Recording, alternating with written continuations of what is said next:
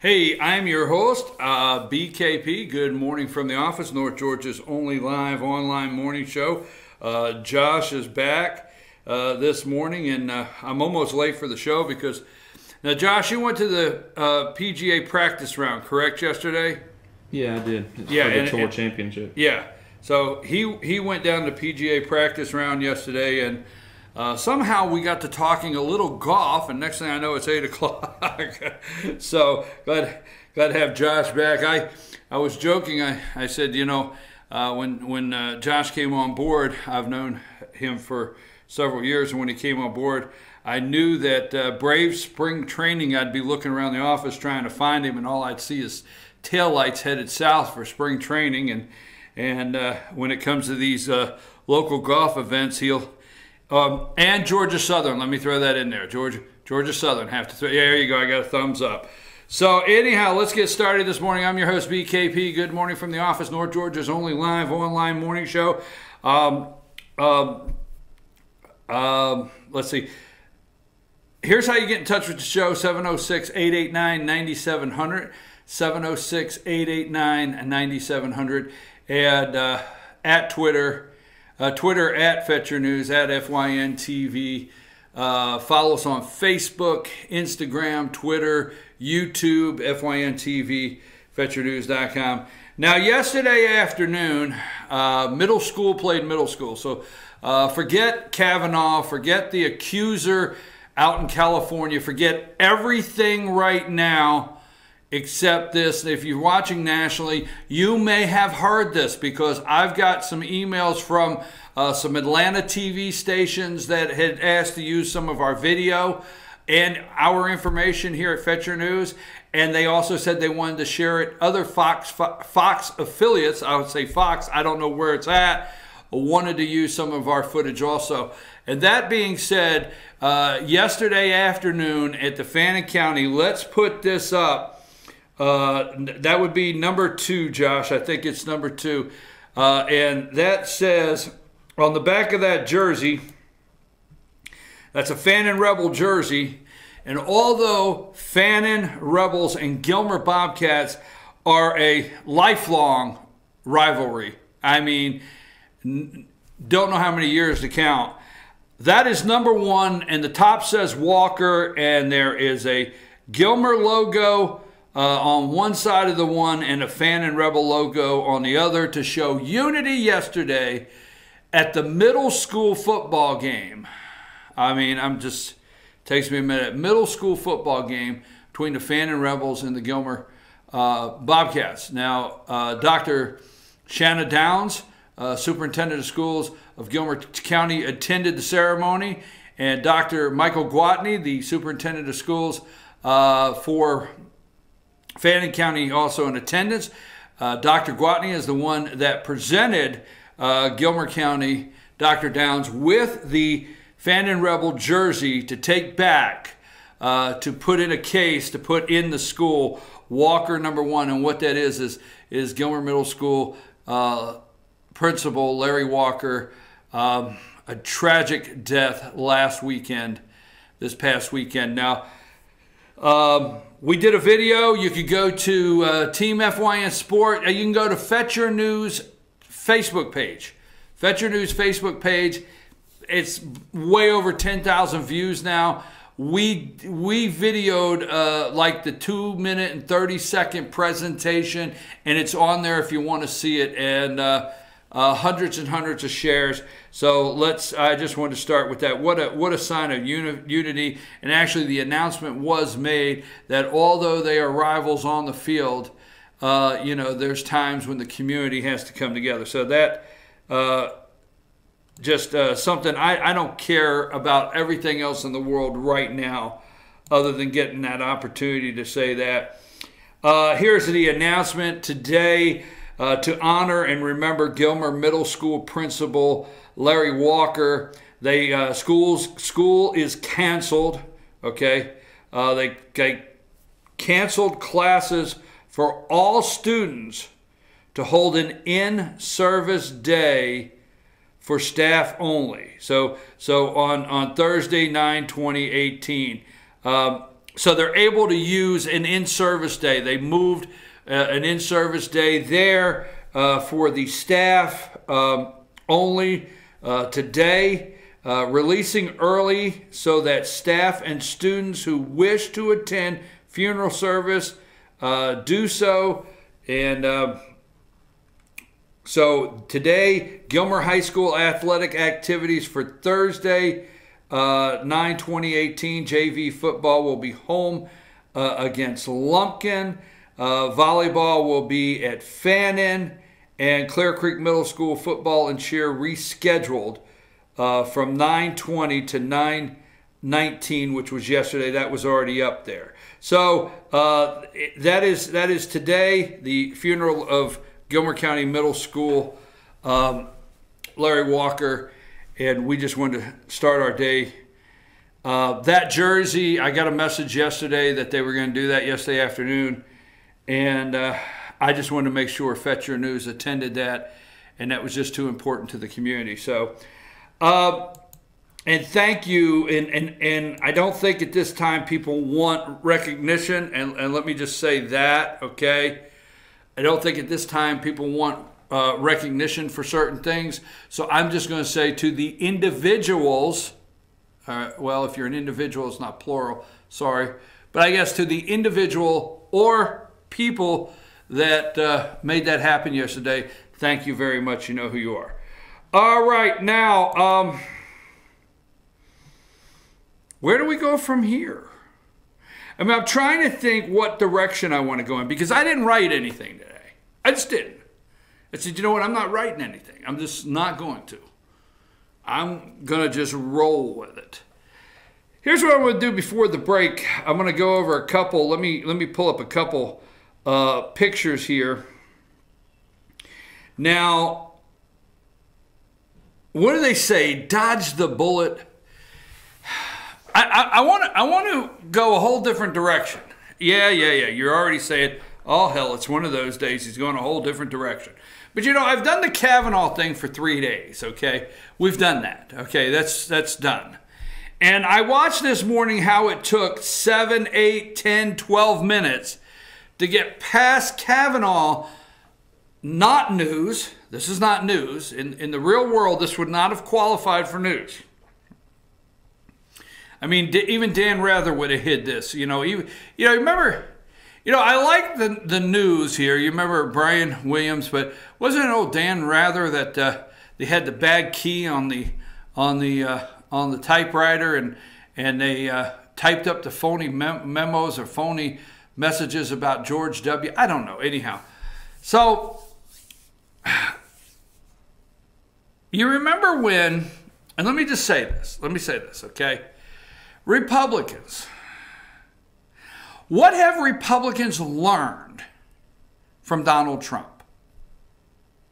What have they learned? Now, let me ask you a question. If you are a candidate, now we're talking election, because I have had people ask me to read the tea leaves, and I'm saying that jokingly, and I appreciate the people asking me, what do I think in this election? I mean, I couldn't be more honored than somebody to say, what do you think in this election? And it's difficult because I would think that the Republicans would have watched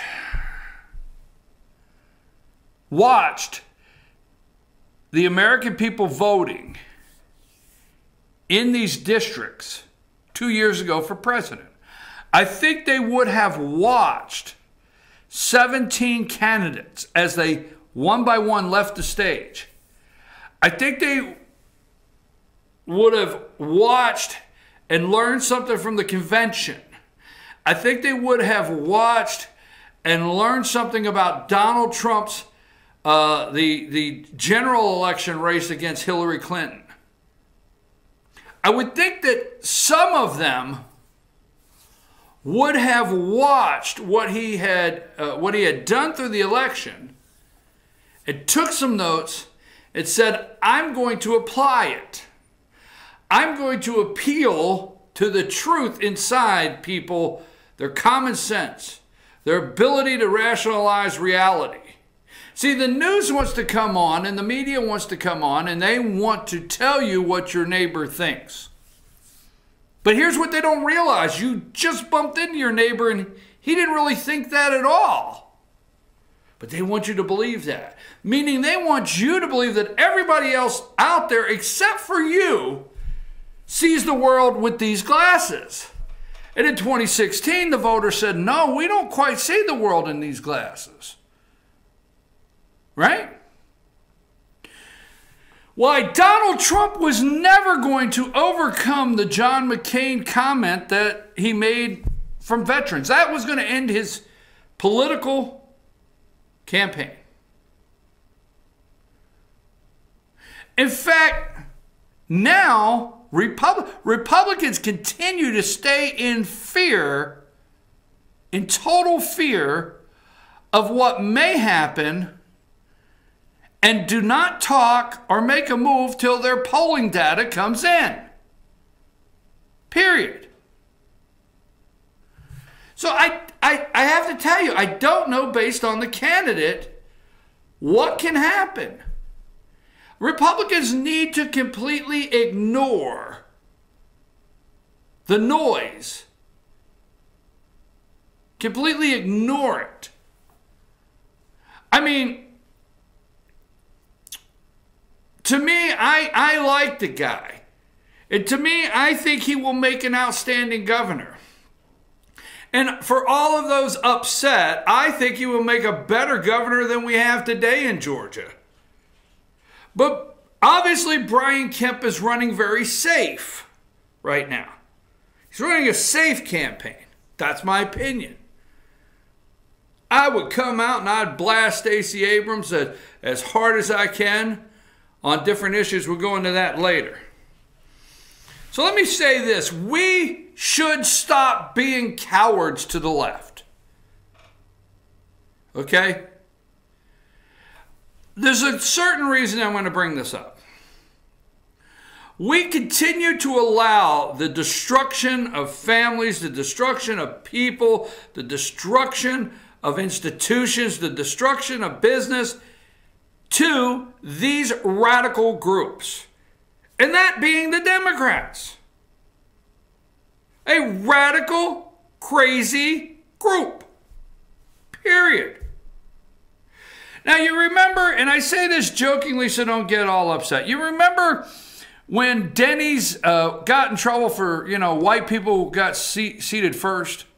You remember back in the good old days when white people could go into a Denny's and get a seat well before 3 families of blacks?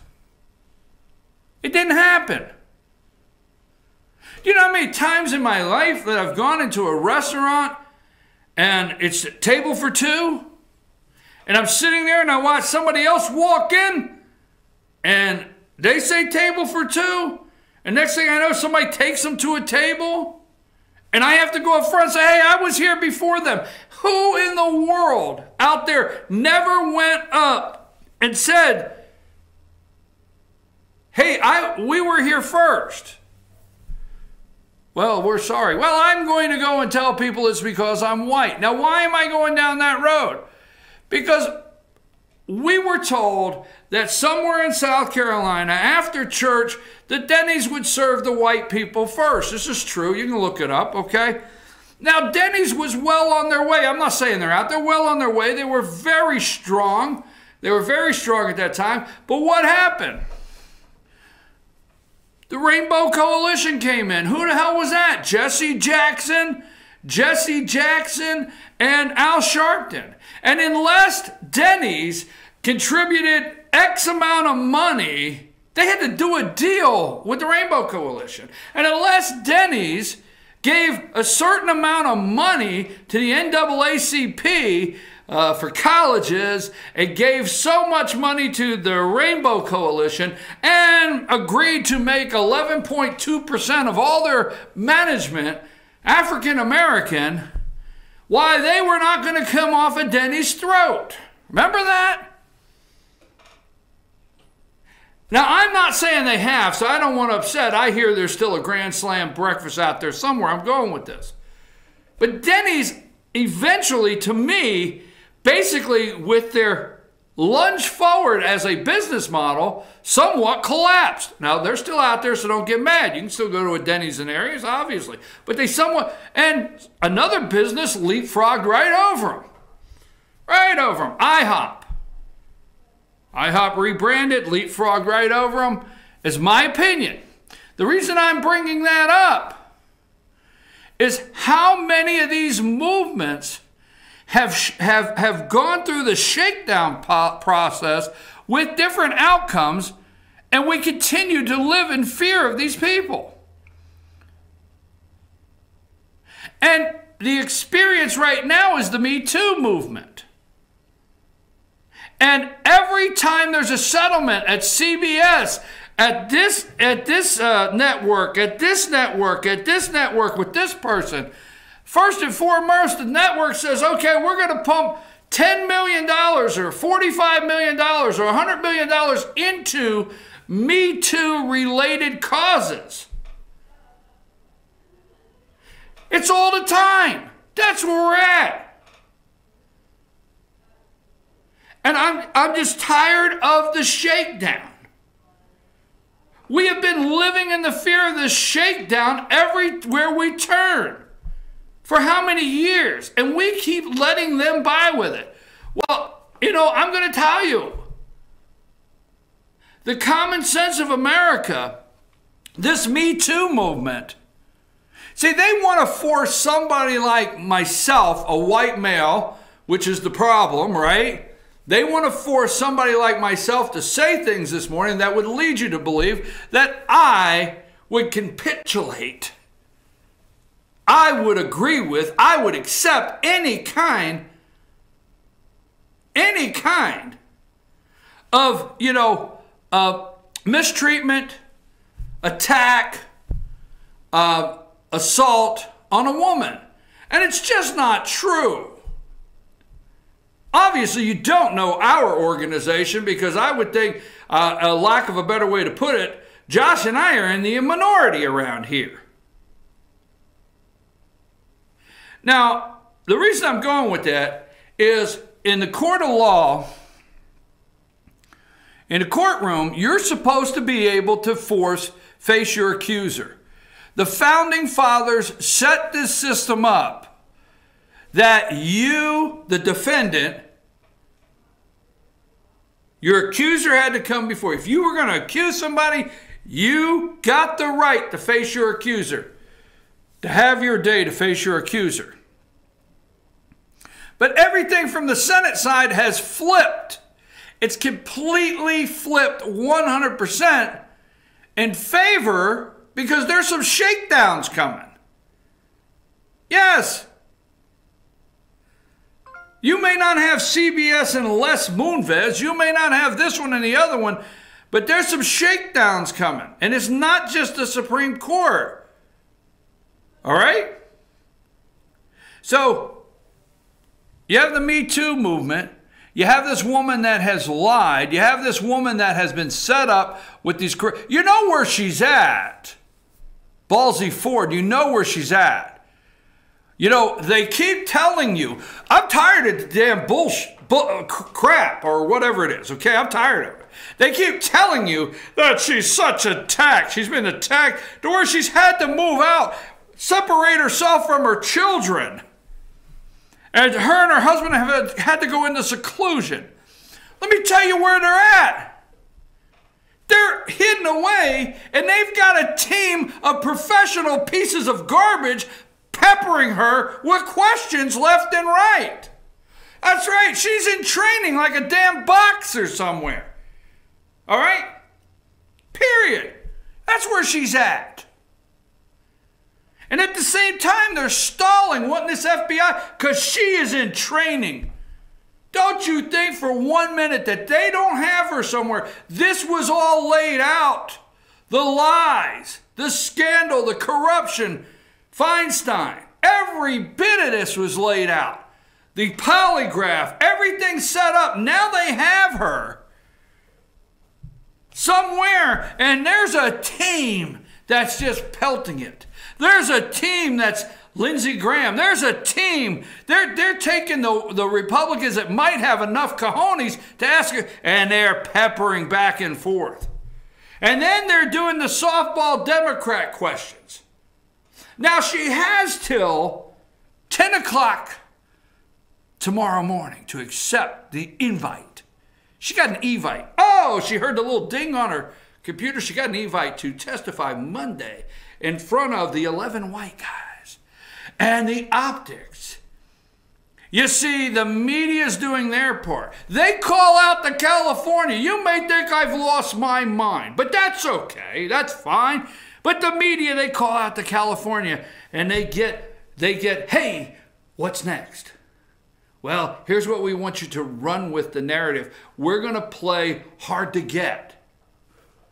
That's what we're going to do. I know it may be a term that's sexually not appropriate. You know, women playing hard to get with boys and boys trying to figure the signal out like a play call at the football game. Sorry, didn't need to go there. So anyhow, so they say, hey, here's what we're going to do. We're prepping her. We're going to play hard to get. You run cover for us a couple days.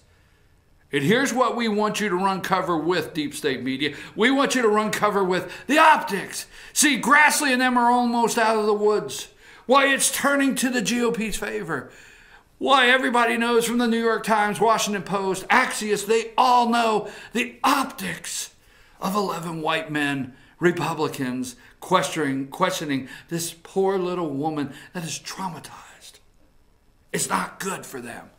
So Republicans, see, Charlie Brown picks up the damn football every time, and Lucy, the damn Republicans, go for it. And Charlie Brown promises, the media promises all of these damn candidates, hey, we like you now. Really? Yes, we like you.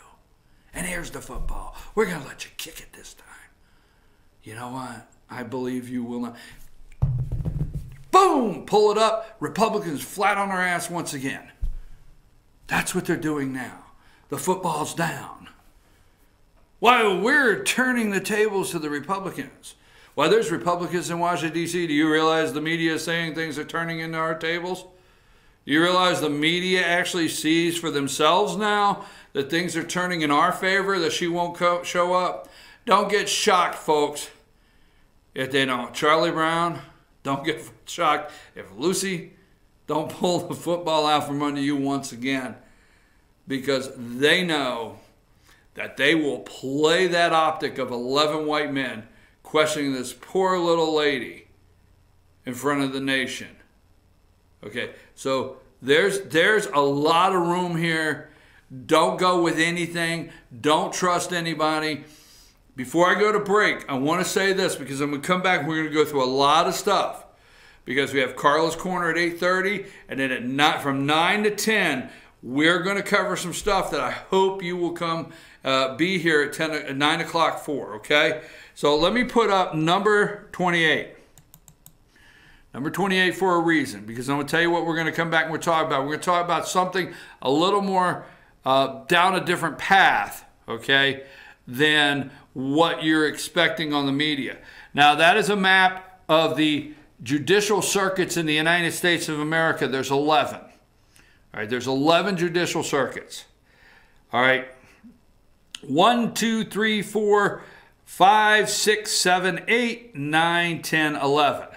Now, the founding fathers felt that, you know, the local people, we just use like a paraphrase, we're not quoting, felt the local people, and obviously when the country came into existence, there wasn't California, and God knows there wasn't the 9th District. Oh, what would our founding fathers have thought of this? 9th District Circuit Court.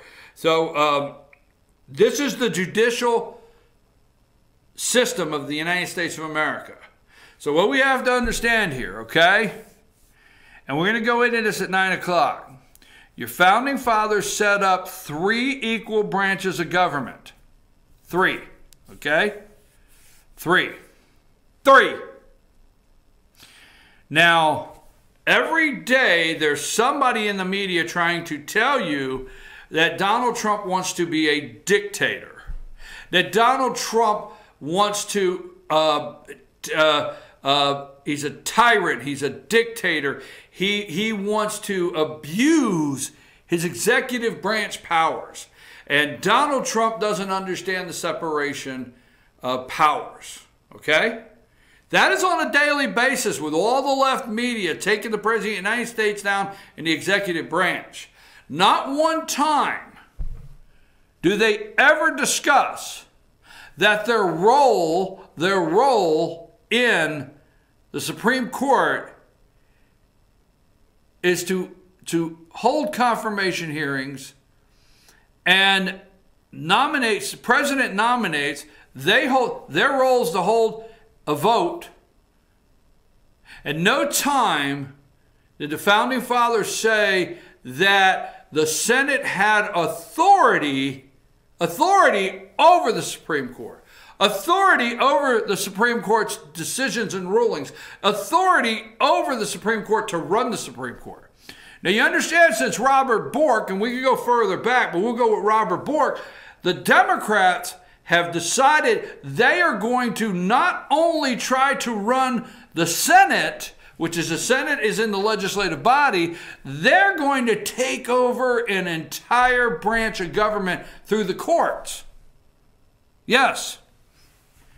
If you walk down the street and you ask people to give you the three branches of government that have equal power, you know how many, even in college, cannot walk up to you and say executive, legislative, and judicial? And judicial is a branch of government that the Senate has tried to take over. Now, the Founding Fathers, okay, so they could legislate from the bench. Exactly right. Exactly right. If you notice the gridlock, now stay with me. If you notice, the gridlock is where? It's in the Senate. Republicans have control, but the gridlock is in the Senate. So the House of Representatives, they're passing bills by the 100, sending them to the Senate. They're dead on arrival. They don't go anywhere because the Senate now controls or attempts to control the judicial branch of this government that is supposed to be independent. The Founding Fathers never intended for the judicial branch of this country, whether being the Supreme Court, to be an 8-to-8 court. There's a reason why it's a 9-to-5 court, so there could be a decision. They never intended an 8-to-8 court. I'm not here telling you that Merrick Garland should be on the Supreme Court. I'm not. But I am here today to tell you, and we'll go into that with more detail, that nobody or the Founding Fathers never intended for the abuse of power from the Senate to manipulate and inflict on the American people such dictatorship over the separation of powers, which should be the Supreme Court, the judicial. Now, judicial has three, okay? The Founding Fathers intended for you to have U.S. district courts, because not everybody can make it to Washington, D.C., okay? And that's where you take your case. After that, you go to the U.S. Court of Appeals.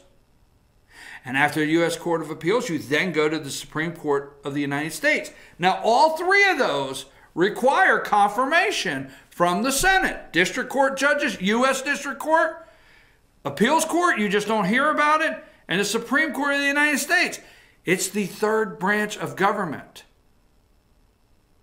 that the Supreme Court feels they want to take over in this country and legislate.